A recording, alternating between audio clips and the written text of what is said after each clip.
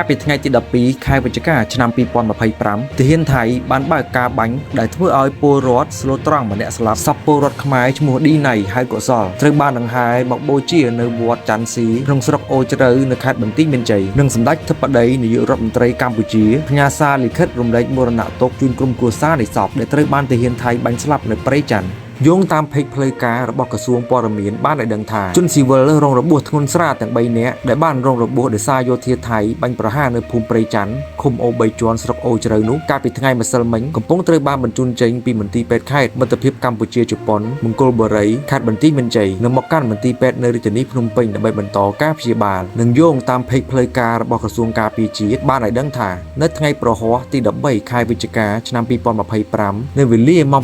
7:58 នាទីព្រឹកនេះក្រុមការងារសម្របសម្រួលអ្នកអង្កេតការរបស់ក្រសួងការពារជាតិនៃព្រះរាជាណាចក្រកម្ពុជាបានសម្របសម្រួលជូនក្រុមអ្នកអង្កេតការអាស៊ាន AOT ដែលអញ្ជើញមកដល់មន្ទីរពេទ្យកម្ពុជាជប៉ុនមង្គលបុរីដើម្បីពិនិត្យប្រជាជនស៊ីវិលកម្ពុជាដែលត្រូវបានរងរបួសដោយសារការបាញ់ប្រហាររបស់យោធាថៃនៅភូមិព្រៃច័ន្ទឃុំអូ3ជាន់ស្រុកអូជ្រៅខេត្តបន្ទាយមានជ័យកាលពីថ្ងៃទី12ខែវិច្ឆិកា2025គួររំលឹកផងដែរថាការពីម្សិលមិញនេះដោយសារតែការបើកការបាញ់ប្រហាររបស់យោធាថៃហើយត្រូវបានរងគ្រោះមកលើអ្នកភូមិព្រៃច័ន្ទឃុំអូ3ជាន់ស្រុកអូជ្រៅខេត្តបន្ទាយមានជ័យសូមបញ្ជាក់ឲ្យដឹងដែរថាកាលពីថ្ងៃទី12ខែវិច្ឆិកាឆ្នាំ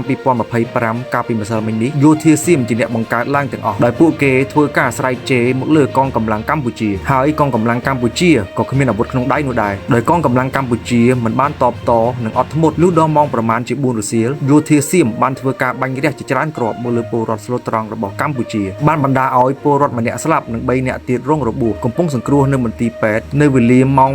5:45 នាទីល្ងាចកាលពីម្សិលមិញមិនតែប៉ុណ្ណោះយោធាសៀមបានធ្វើការបាញ់ម្ដងទៀតមកលើកងកម្លាំងកម្ពុជាចំនួន5គ្រាប់ប៉ុន្តែមិនបានបណ្ដាឲ្យកងកម្លាំងយើងរបួសនោះទេទាំងអស់នេះគឺយោធាសៀមខ្លួនឯងជាអ្នកបង្កើតទាំងអស់ហើយកងកម្លាំងកម្ពុជាទាំងអស់មិនមានអាវុធក្នុងដៃនោះទេដើម្បីគោរពបទឈប់បាញ់គោរពគោលការណ៍ប៉ុន្តែយោធាសៀមថែមទាំងបាញ់សម្លាប់មកលើប្រជាពលរដ្ឋស្លូតត្រង់របស់កម្ពុជាដែលគ្មានអាវុធក្នុងដៃ